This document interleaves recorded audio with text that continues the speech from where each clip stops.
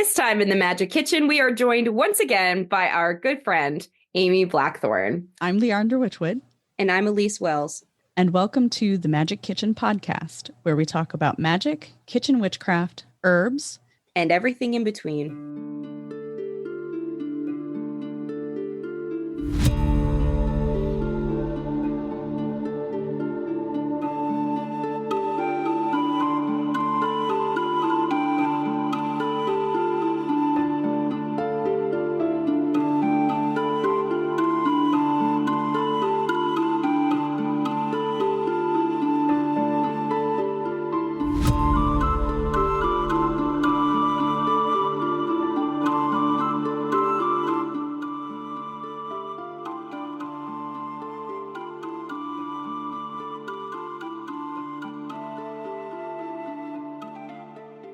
The Magick Kitchen podcast is funded and supported by thewitchwoodteahouse.com, offering a variety of hand-blended loose leaf teas as well as loose herbs for all of your ritual, spell work, wellness, and everyday enjoyment needs.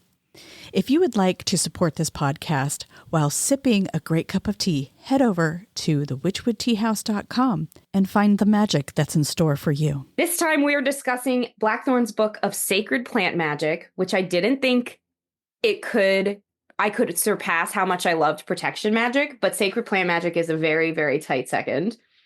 Amy Blackthorn is a professional intuitive and the best-selling author of several books on botanical magic, all of them great, including Blackthorn's Botanical Magic, Blackthorn's Botanical Brews, and Blackthorn's Botanical Wellness.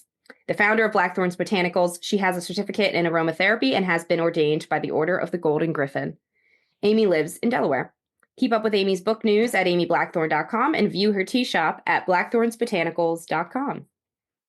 Thank you for joining us. Oh my goodness, Hey, thank you so much. Welcome. When you read the bio like that, it sounds like I know what I'm doing. You do. We know you Anyone do. does. I know. And I'm like mildly offended that protection magic isn't in the list of your top books there because that's my favorite one. I think it's just so practical. Well, marketing, I think, was just like, hey, that was so popular. I don't think we need to tell anybody because everybody loves it. I love that. That's the Tell best everybody. reason. There's always one person out there who does not know. Exactly. Yeah. We must tell them all. Yeah, for real. I'm like an evangelist, but for your books. Score. Yeah. I loved this book. Like sacred plant magic brings in my perspective. Like I always tell people, I'm like, I am not an herbalist, y'all. I do not have degrees. I will not recommend medicine. You know, like I don't have that ability, but I can help you connect plant spirits. And people are like, oh, but what's the use of that? You know, and I'm like, excuse me. It is so entrenched in Western culture that like we take a thing for the thing and it fixes the thing. But that's allopathic. Not true.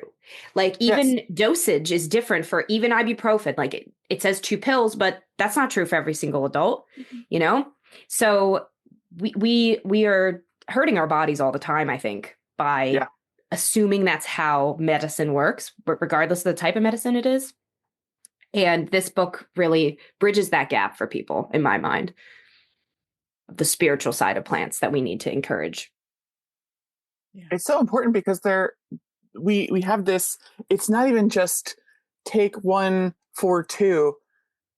The word use gets thrown around a lot. And I really think that that's harmful for who we are as people, not just to our plant allies, but for our view of the world. It's that dominionist thing about everything is here for my use. Who the fuck are you? Right. Who are you? Yeah.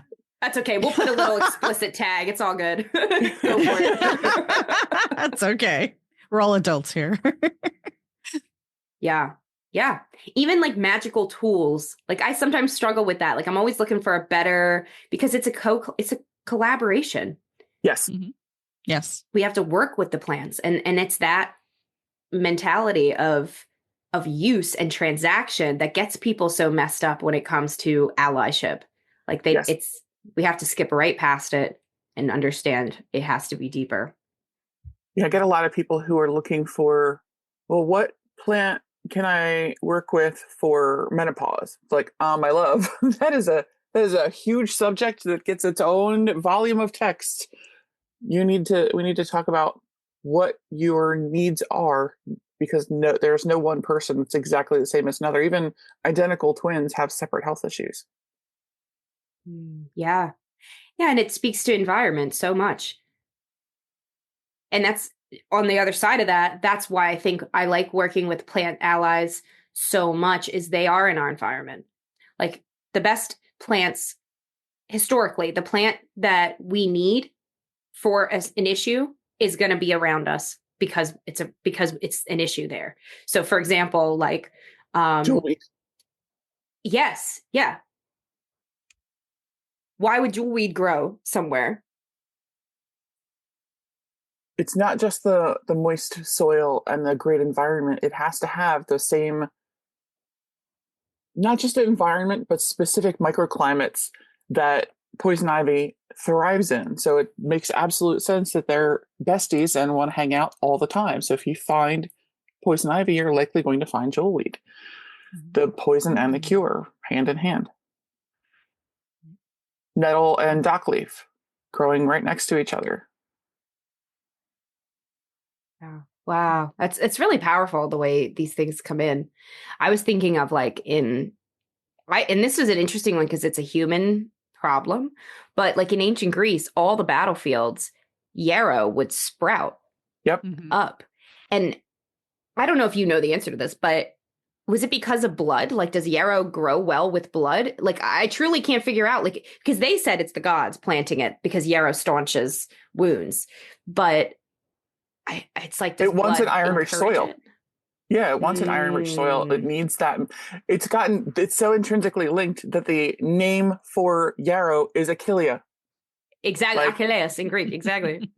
It's we come up with these connections, and then thousands of years go by, and we write them off as though earlier peoples had no idea what they were talking about. That's also very pompous of us as a culture to just write off somebody because they've been doing it for a million jillion years. Right. Guess what? They might have known what they were talking about. It should be the other way around. Like, absolutely. It should be. Yeah. Which it makes me think, when we're talking about these plant spirits and we're talking about ethically sourcing our plants, to me, it's a no-brainer. Like, it's important. Like, you have to have your allies set up and you have to have your ethically sourced ingredients lined up. Whether you grow them yourself or you get them from a supplier, but their lineage, who grew them, how they were grown. What do you say to someone who's, doing that cinnamon challenge where they're just, I'm going to just blow cinnamon out my door? I hate that thing. I'm sorry. My listener. Hate it. Hey, I'm not alone. Like, I feel like I'm such a loner over here. Like, I freaking hate that cinnamon challenge. And whenever I see it, I want to just like, what are you doing? To me, exactly. You're disrespecting. And in my practice, when you disrespect a plant ally like that, yeah, they'll work with you for a little while, but then when they've had enough, and they'll pull everything back that they ever gave you. Yeah. So what message would you give our listeners who are still doing that shit? Oh my God. I'm sorry, that was my exasperated voice. The first thing I try and tell them is when people say, "Oh, okay, well, I'm doing the ethically sourced thing, so I can do whatever I want." It's like, my love, that's not actually how that works at all. When you're looking at, we'll use white sage as an example. Oh, well, I don't have to respect the voices of indigenous people because my sage is wild crafted. And guess what? All sage is wild crafted because sage doesn't want to be farmed. It's not a thing. That's not how that works. It doesn't want to do it. The germination rate is in the toilet. It grows where it wants to. It's a very headstrong plant. And there is nothing wrong with that because the voices that the dominant overculture in the United States has trampled to get whatever it wants. Guess what? Plant spirits are entitled to say, you know what? Absolutely not. We're not working with you. I don't want it. It's not happening. And I'm not gonna. Yeah. And for me, I just never, it's like people are like, oh, use this essential oil for that. if I don't have the oil, I will go outside and I will ask the land, like, hey, I'm building a protection oil. Who wants to be there? Who wants to be included? And I will get raw plant matter and I will do like the jar method and distill oil that way. Nicholas Pearson, a mutual friend of all of ours. Our only other repeat guest ever. Nicholas Pearson. He's so fabulous. I just want to carry him around in my pocket. The crystals he helps us learn about. Exactly. Carry him around in your pocket. That's fabulous. I love that. Well, when you're 8 feet tall, you get some decent pockets. So my small friends have a ride. The new version of Elf on a Shelf, right? A Pearson in the pocket. I hope he's listening to this and cackling. I really do. That makes me so happy. I'll remember to send this to him when it goes out. But this little sweet smile just makes me the happiest Amy that ever lived. I know. Such a good energy. And his book, Flower Essences from the Witch's Garden. Actually, in Sacred Wild, I quote him, and I do a meditation to connect with flower essences inspired by his book. And I send everybody to it all the time because flower essences are such a potent, powerful way to work with plants, especially ones that maybe aren't safe to work with otherwise. Yes. So that's, I think, the other limitation of only having a medicinal approach to, like, again, this like quote unquote using of plants is we write off so many plants because they're quote unquote not useful. Yeah. And the first flower essence I made was oleander. I love that. It's an amazing plant. But yeah, it's not medicinal. You can't eat it. Doesn't have a smell. So many people would be like, useless, next. No, it's got such a great energy. It helped me work through a lot of things I was going through at the time. It's such a potent ally that when people start getting excited, especially when we're dealing with the quick absorption of material as we find with TikTok, people say, okay, well, baneful plants are super cool right now. I'm going to run out and try them all. It's like, my love, this is not safe. That's not how we do this. There's a gentler approach. You can meet the plant in its own space and time and get to know the plant as a person, as an entity, as a spirit with its own agency, with its own voice. And really get to know what it is they're looking to offer you and what you can offer them in return. This is an exchange, not a, well, I can find this oregano at the grocery store. Therefore it's, it shouldn't have its own agency just because it's a ease of use. No, absolutely not. That's why developing these relationships can be so very important, because it's not just about take, it's about give and take. I've talked about my relationship with Poke and how in Blackthorn Protection Magic, Poke saved my life. And it's not that I can say I use Poke for anything. We've just developed a relationship, just like the friendships I have with a lot of people. It's a give and take. We meet at a party and I say, oh, my name is Amy. And they say, oh, my name is Poke.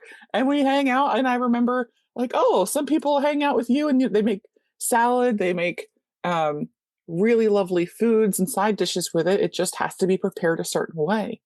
It's not that it's not useful. It's not that it's not one of the most beautiful plants you've ever seen. It's purple and green and it's blushy and fruity and sweet in affection, not on your taste buds.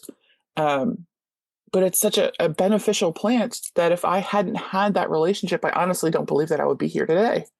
Yeah, when I first moved into this house, I wanted protections for the entrances of my home. So 2 plants showed up for me. Poke was one of them. And I have a giant, like 10-foot poke, the biggest poke I've ever grown. It grows right outside my office door, which is also coincidentally, it's also my back door. And it's I didn't plant them. I just encouraged. I said, hey, hello, land. How are you? Going to that party, hey, I'm here now. And this is what I'm looking for. Like, who wants to work with me? So at the other entrances of my house, I have blackberry. And that one, she's so cheeky. Like she'll grab you out of nowhere. You don't think you're anywhere near her. And all of a sudden you're snared and she's cleaning your energy. And it's really great. But Pokeberry's funny because my husband does not like poke. He despises it. Oh, those purple berries, they get everywhere. But I love it because we have birds that love it, and it just like droops over. It gets so heavy, it just droops over. And so he always threatens to cut it down. And I'm like, don't touch it. And so what one day, I don't know how he did this, but he was out in the yard and he was doing something. He got too close to the bush and everything was purple. He was purple everywhere.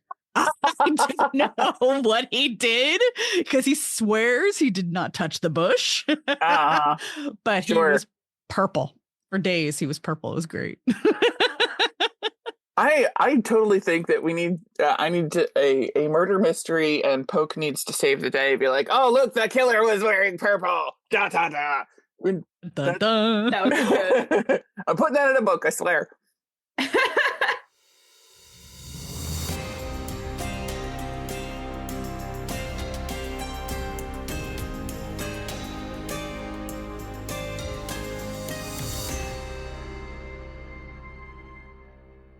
It's finally time. My book, Sacred Wild, An Invitation to Connect with Spirits of the Land, is now available for pre-order. Pre-orders are the #1 key to a book's success. They help Sacred Wild reach more readers and even bestsellers lists. If you love the Magick Kitchen podcast, this is a great way to support my work. Pre-order now at seekingnumina.com/preorder. Thank you so much for listening. One of the things I liked about this book is you discuss plant spirit families, like the way plants are classed by family. What's the spiritual way to look at that? Because of course there's a scientific reason that they're classed together, but yeah, how do the family lineages kind of work in a spiritual way? I relate this on two fronts. We have my mother was raised Catholic. I wasn't. My parents sent us to whatever church was close by, and her family was Catholic. So they had a church in the neighborhood, and you could see the very clear delineation of matriarch and mothers and children. I look at that much the same way as I do plant families. You have the head of the family, say Rosa for the rose family, is the matriarch. So if you have something that you're working with in your life, whether it's something that you're allergic to, something you'd really like to have a deeper relationship with, if you're allergic to rose, but you can go to Rosa and find more friends in that same family, you can do the same work without having to run into a potential allergy issue, because even sensitivities, once you encounter them enough times, can at any point become a potentially fatal allergy. So we always want to listen to our bodies and recognize our potential shortfalls in that. Guess what? This is work that's really important to do, but is there a way that we can do it and be safer? Because safety is paramount, especially when we're talking about potentially lethal allergies. Someone wants to understand why they were born with an allergy to peanuts. You can meet Peanut in the ethereal and have a discussion with them without encountering a single particulate of anything that could cause an inflammatory response. So powerful. I think journeying with your plants is incredibly important for developing that relationship, because you have that spiritual connection rather than just the physical connection. I think in some of my students, when they go out to sit with oak or they sit with holly or whatever plant that they're trying to work with, and I'm not getting anything. I'm just sitting here. I'm not getting anything. And I think there's the block there. Like, you're just sitting. You're not reaching out with those spiritual tendrils to give it a hug or introduce yourself. So yeah, it's a good point. There's definitely a block there with a lot of people, where they can journey and they can talk to gods and they can work with their intuition and they can do everything but talk to a plant, because there's that. It doesn't have a central nervous system, therefore it's not real, or it's not an entity I can meet. And it's like, this is absolutely not. Fungi are closer to people than they are to plants in the way that they're constructed and the way that they reproduce. There are mushrooms with tens of thousands of gender presentations and sexual orientations for fungi. It's not as far-fetched as we think to discuss what those plants need, what the fungi offers us, and what we can offer them in return. Yeah. And as Chiron Armand says, we are the land on legs. And science is finally catching up on that, because I went to the Natural History Museum in DC last week. I got to shadow. My brother had a conference, so he said, "Oh, just come enjoy the hotel and like see the museums." I was like, "Absolutely." So I did all the driving. In exchange, I got to be in DC, and I went to the Museum of the American Indian, as it's officially called, Native American Museum, and I went to the Natural History Museum. I actually got to do research for my next book, which was really good. So jelly. I know, I'm so excited. Anyway, staying on topic. They had an exhibit about DNA in the Natural History Museum, and we share 60% of our DNA with the banana. I love it. Yeah. And dolphins, it's like 77%. And with primates, it's like 98.6. So if we ever think we are separate from the animal kingdom, from the plant kingdom, from the earth beneath our feet, y'all, we are all carbon. We are all plant. And so there's no reason why we can't, like, there is such a resistance to people newer to the path to feeling, quote unquote, crazy or silly or weird or, Other. Exactly. But if you're on this path, you're already other. People are not going to understand what you're doing when you draw a pentagram in the air or when you raise an energy shield in the morning. So why would you stop yourself from talking to plants in your dreams? Which actually, that's what I was going to say too. If you're struggling to journey with plants, if you're like, I just can't get my mind to stop feeling silly right now, put the plant under your pillow. Ask it to join you in dreams. Your subconscious is much more accessible to spirit than your conscious waking self. So let your subconscious take over at first if you need to and connect there. And then it's going to be a lot easier in the waking world because you've got a familiarity. Not only that, you don't have to have the physical plant material present. You can print a picture from Google Images. You can look at the plant on your phone before you go to bed. You can have that awareness about you that you'd like to connect this plant as you're falling asleep. And that's really all that matters. We are having so many plants reaching out from the past, plants that have been extinct for tens of thousands of years, suddenly saying, "Hey, I would love to work with you, to see what you're doing, to have a collaboration with you." And people say, "Oh, well, that's science fiction. That doesn't." But you can go to Lowe's in probably about 2 weeks and pick up pine berries. For those of you who are not familiar, you can go to the Lowe's, and in the strawberry plants, you'll find something that looks like a strawberry but isn't. So it has the 3-lobed leaves with the serrated edges that sort of remind you of. It always reminds me of lemon balm in a way. This gorgeous, gorgeous fruit-bearing plant, and say, "Oh my goodness, these strawberries are white." No, they're pine berries. They're white fruit with red seeds as opposed to red fruit with white seeds. It's actually the genetic ancestor to strawberries that are considered today. We found these seeds in a dig that was about 30,000 years old, and they were sealed in a jar, and scientists said, "Hey, I wonder if we can get these to germinate and see what they are." And they did. They were able to reproduce it to such an extent that you, again, can find it at Lowe's or Home Depot or your local garden center in the spring. And it's very interesting because people expect them to taste like strawberries. And it's like, this is the strawberry that we understand now is something that we have bred into that flavor, the size, how it grows. Pine berries actually taste like pineapple, not strawberries. I've seen them in the grocery store. Yeah. I absolutely they're love popping it. up everywhere. And from the seeds that were in a jar in the dirt in the ground for 30,000 years. This just blows my mind. It's so cool. Wow. It's so cool. I read somewhere, this was like last year, so I don't remember where at all, but I read that flying ointment recipes included plants that don't exist anymore. Yeah. And I wonder what those plants were and if maybe they do now. Because I could have read this 2 years ago, 3 years ago, who knows? Time is a mystery. You're not wrong, because in 2020, while people were exploring the land on which they live instead of going to their jobs every single day and sitting in traffic and yelling at their boss, people were exploring their yards and exploring the land on which they live. And silphium was rediscovered by a gentleman wandering 150 miles from the last place the last plant was seen. And now we have potential findings of horticultural significance of like decades. This is incredible, and people are so excited because, you know, in ancient Greece and Rome, this plant was considered the best of the best. I mean, the money in the area actually featured silphium on the money because it was so culturally significant.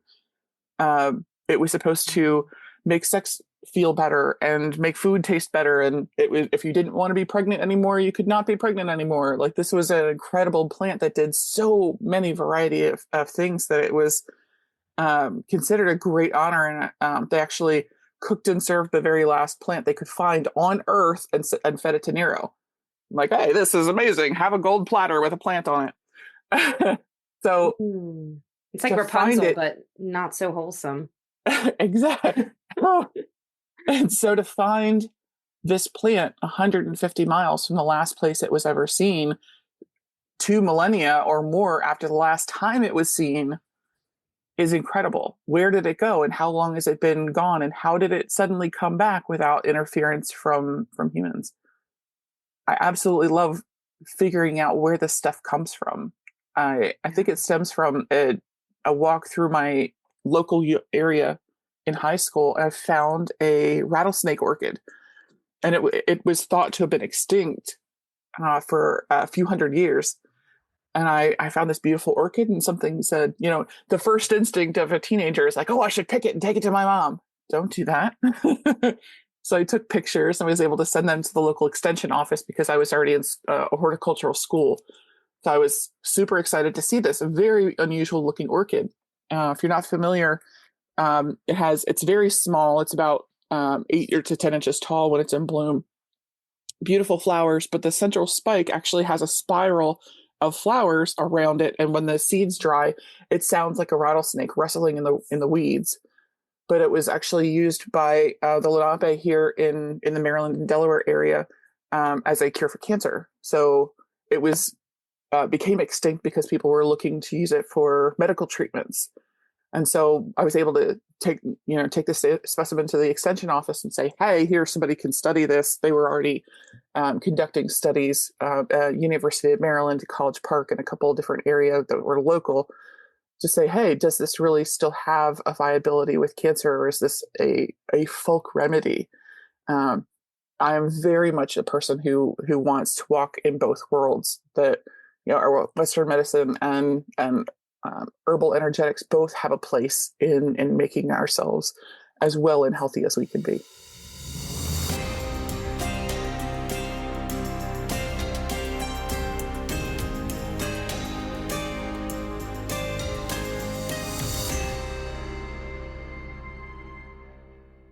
If you're a serious practitioner teetering on the cusp of progress, it's time to step into true spiritual mastery. This is your invitation to join the Gardens of the Mystic Initiation and Certification Program, where I offer practitioners like you advanced teachings and guided experiences. Sign up now at leandrawitchwood.com or find the link in the show notes to learn more. Embrace your higher calling. Your journey awaits. One thing I've always have a conversation with my students when we're talking about plant spirits and everything like that. In relation, we kind of touched on this earlier, but in relation to the correspondence of the plant and our intention, is it possible, like at what point is it possible that our intention is enough, or is it, do you have more of a focus on the intention has to align specifically with that plant? Because I know some of my students have a plant that just is always with them. Uh-huh. So they, will use it in incense and rituals and that sort of thing, where I try to align my intention with the plant focus, with plant energy. But with plants like rosemary, which seems to have like this multi-dimensionally, like you can use rosemary for just about everything, like This is a very important discussion that has been happening in the witchy world. When Cunningham said you can use rosemary for anything, that ruffled a lot of feathers. And what I think it's important for people to understand is when we have intention versus meeting the actual plant where it is. Yes, we have a separation. So there is the mint plant in your yard, and there is the overarching spirit of mint. So the spirit of mint could be like, I align it to the Pope. It's the head of the spirit of rosemary, the head of the spirit of mint, the head of the spirit of sage. That plant in your yard is going to be like your neighbor who is Catholic. So we're going to have two separate experiences, even though they align the same way. So I really think that Scott Cunningham had a beautiful and deep relationship with rosemary, and was able to say that this plant was able to do a myriad number of things rather than trying to bend the spirit of rosemary to fit someone else's narrative. I think it's the individual's experience with that plant versus the correspondences that we find in a book. They're both valid. They're both really important experiences to have, because that means that you're listening to what the plant has to say. If you think, oh, I hear that rosemary can do everything, and I think there are better plants to work with than rosemary for X, but that doesn't negate the relationship that someone else is having with that spirit, with the plant spirit of rosemary, the plant spirit of mint. The things that plant can do for your physical body can be aligned with the energetic things that we're asking of them, but it doesn't have to be, because every person is going to have their own experience. That's why we, when we talk about with deities more specifically, people say, use the term UPD, or unverified personal gnosis. So there's that they should align together. They should be somewhere in the same universe. Unlike, I've been doing a Buffy rewatch, and they invoked Diana, oh my God, as a goddess of love, and it just makes my hair curl. I love Buffy. I love, what does Willow say? She's like, I am a badass Wicca. It makes me throw up every time. It cringes so much. Yeah. I also, love it. I love it. Every single time they say magics, my hair curls a little bit more. But yes, I do love it. I'm gonna, it's only on Hulu for another like 10 days until the end of the month. And so I'm like, I have to watch it. You gotta rewatch it. Yeah. Well, and I think that's a lot of people take their references from pop culture. Yes. Thinking that's the truth and that's the way it should be, when really that's just, it's a dramatization or an obscure view of things, So truthfully, like that is why I wrote my novel, What the Water Remembers, is I was so tired of paranormal mysteries where they tackled it from a very Christian anti-ghost perspective, like a fear-based perspective. And I was so tired of the tropes. And I was so tired of, like, even when they did get a little paranormal, like there was a really good, a decent horror movie a while ago, maybe 2008, called Possession. And it talked about Dybbuk boxes. And that was like the closest thing I saw to like real folk approaches to, and it was Judaic, like it was very different. But I mean, truly, like they're all just, it's like so propaganda-y against spirit work. And so that's why I wrote that book, is it has, like, I call it like a witchy paranormal mystery novel to empower witches in and out of the broom closet, because she does have to navigate, oh, okay, my husband's not a witch, but we've got some ramping up paranormal activity, so we're going to be making some black salt. Guess I better fill him in on what that is. And so the reader gets to learn alongside Kendra, like how to do these things and what you can actually do. And every single ritual and structure and spell and practice that she does is exactly what I would have done in that exact situation. And I really love just that. There's not enough of that. I know, like I love the idea of learning through novels. And it's funny because that's, I think, how witchcraft in the modern 20th century kind of evolved. Like Dion Fortune wrote quote unquote fiction. Gerald Gardner wrote quote unquote fiction. Even Starhawk wrote fiction. Yeah. I saw TikTok started advertising me videos saying Teether and Quayle has started writing fiction too. And Devin Hunter's writing science fiction. Interesting. Deborah Blake. Yasmin Galenorn. Like there are so many. There's such a proud tradition of writers of witchcraft spreading their wings in fiction, and I was really upset about it at first as somebody who really loved some of the fiction that our witchcraft authors have brought to us. I was also like, please don't leave witchcraft writing because right. Why not both? Yeah, why not both? Why not both? Indeed.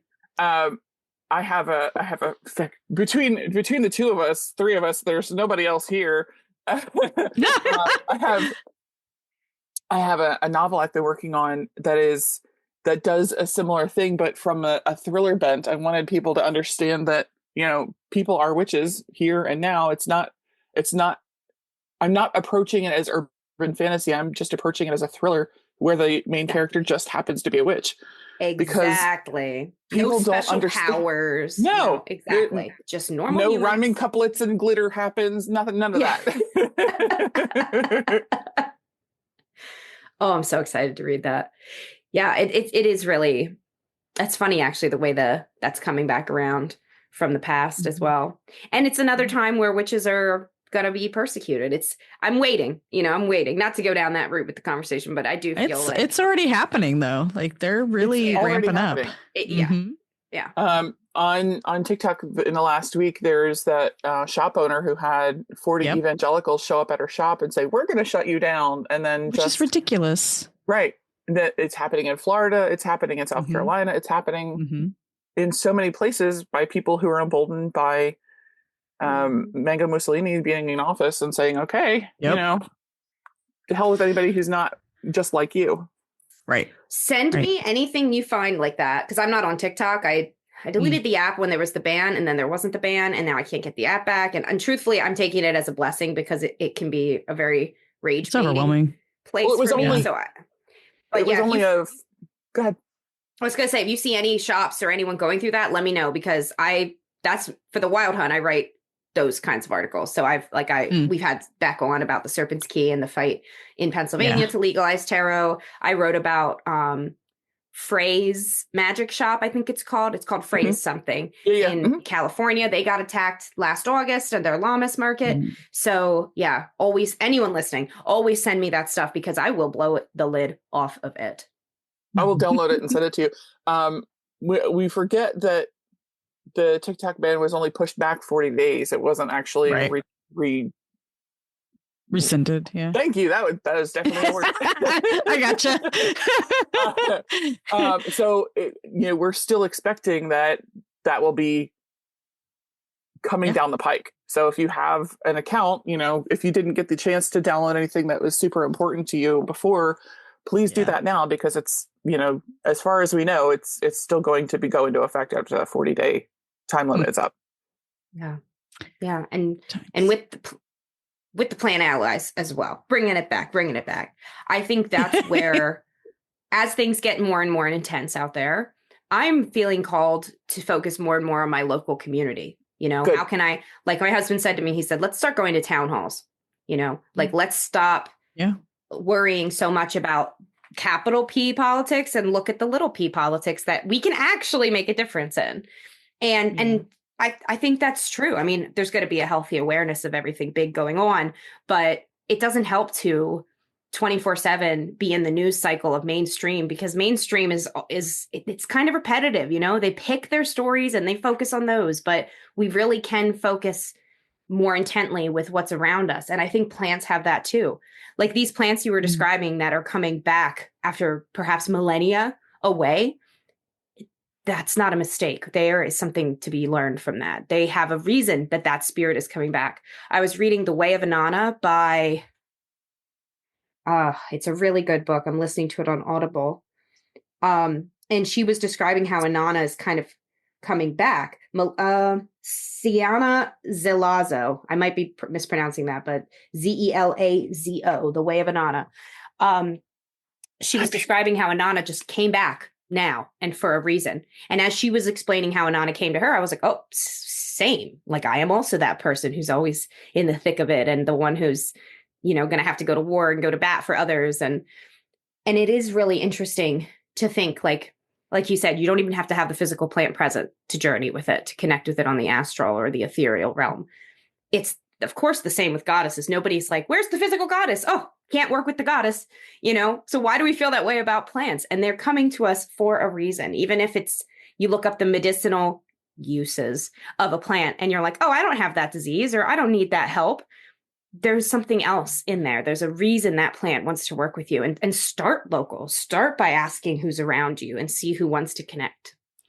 Yeah. And there's a very specific way that we can be doing that people write off. We have a tendency to say anything that is commonplace isn't magical. And that's completely the opposite of what we should be, the way that we should be looking at that. Because if you're having an obsession with frankincense perfumes, maybe you need a little sense of the sacred in your life. If you can't stop eating this one cardamom pastry from this bakery down the street because cardamom is your whole personality this week, guess what? That is a way for that plant to reach out to you. It's not just, someone walking past you on the street and a la urban fantasy, someone says, oh, you are so special. We need you. Come and save the universe.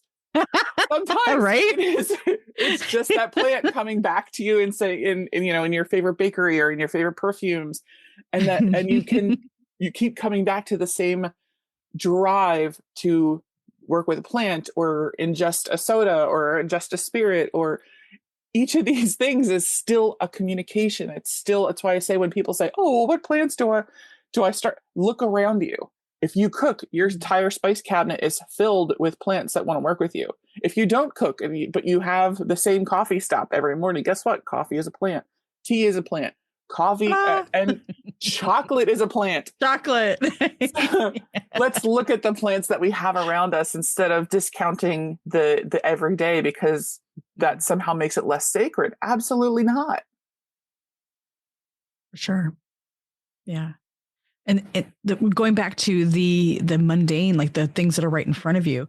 So every morning I walk in a park, and so like I have a relationship, and maybe it's imagined, but I feel like it's a definite spiritual connection, not cereal, spiritual connection with those trees there.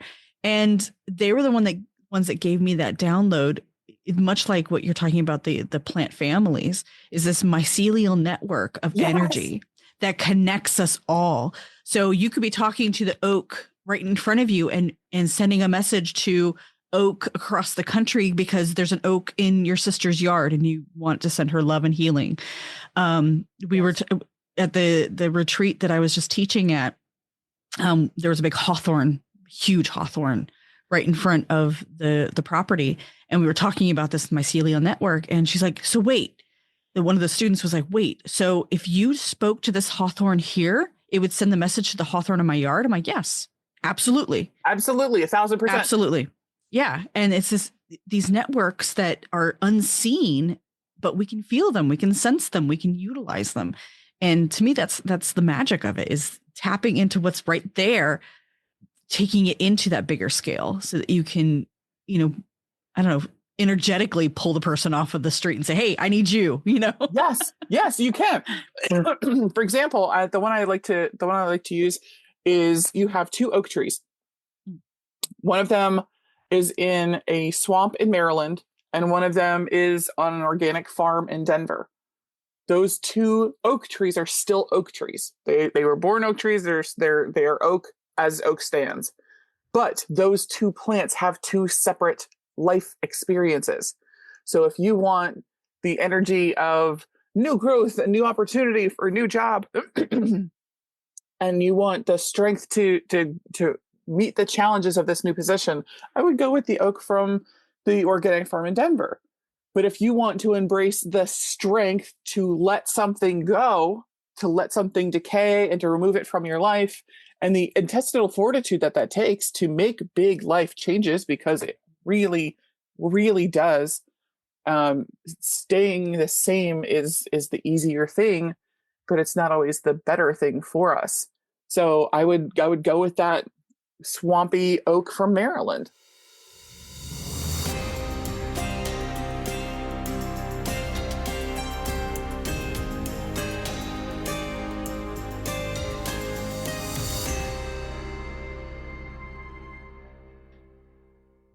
Well, Amy, thank you for joining us. Thank you so much for having me. It just makes my whole day.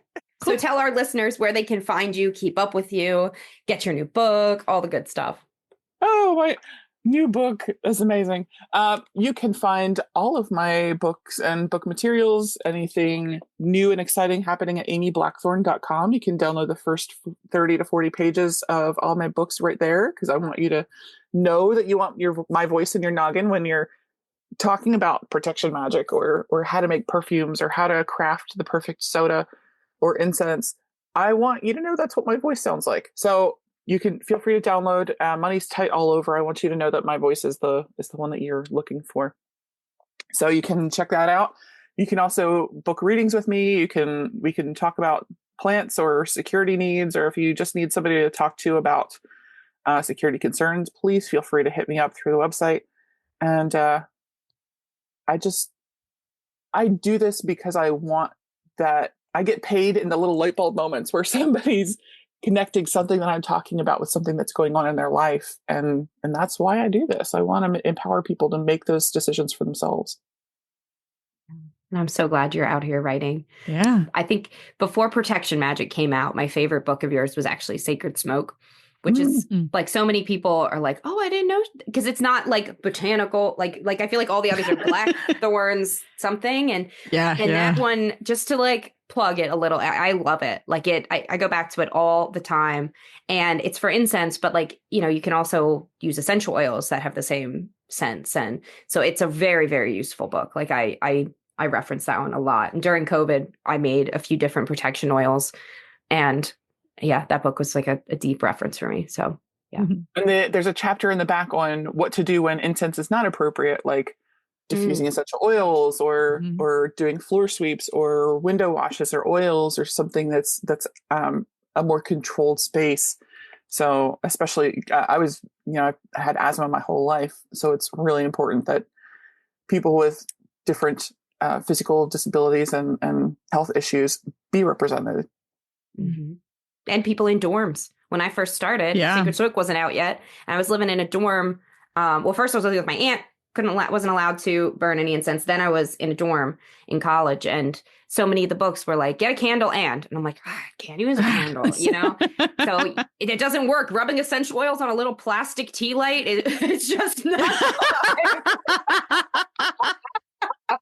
That's why we have diffusers and battery tea lights. There we go. Yes. Yeah. I did break dorm rules and get a diffuser. We technically weren't allowed to have one. And I was like, that's so dumb. Like, it's not even a fire hazard. I'm getting one. No. Like, why would that even matter? They shut off if they're out of water. Like, come on. I know. That's how I felt. There's no heating element. It's just a little vibrator that spots out poofs of essential oil. So calm down. Calm down. It's okay. Calm down. Thank you so much for being with us. This is great. It's always good to talk to you. You're fabulous, and I love you both. Oh, I love you. We love you too. Merry meet, merry part, and merry meet again. Thank you for joining us on the Magick Kitchen podcast. Please visit my website, leandrawitchwood.com, for news, information, and more episodes. I'm Elyse Wells, and I can be found at Seeking Numina on YouTube, Instagram, and Facebook, and seekingnumina.com. That's Seeking, Numina.